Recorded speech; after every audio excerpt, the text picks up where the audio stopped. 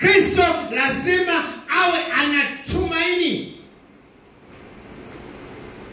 Bwana Yesu asifiwe. Unatumaini jambo jipya ambalo ulimwengu hauwezi kulitengeneza. Anasema mkifurahi katika dhiki.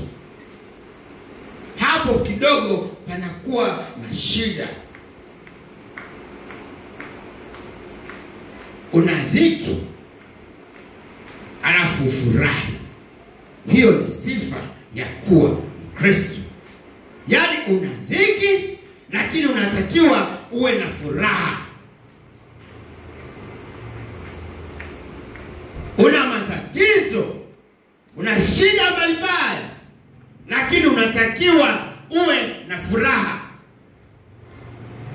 Ukisoma kitabu cha Waebrania unaambiwa kwamba kuna wengine walipita milimani wamevaa ngozi za mbuzi, si ngozi za kondoo, wanapita wakimshuhudia Kristo, wametengwa na jamii, wana dhiki kubwa, wanaitangaza injili, wanakwenda wanapita katika mashimo na katika sehemu mbalimbali, katika mapango wanalala, wametengwa.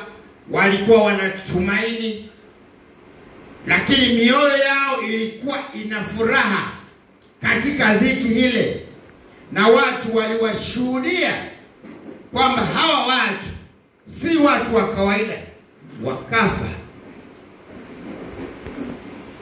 lakini ndani ya mioyo yao walikuwa wana furaha. Kwa hiyo sifa ya Kristo, unaona kitu ambacho mtu mwingine hakioni. Kuna mambo ambayo yako ndani ambayo nje huko mtu ambaye hajaokoka hayaoni. Lazima uwe na picha ya Yerusalemu mpya. Unaonaje ule mji? Unapouona ule mji, ile dhiki inakuletea faraja.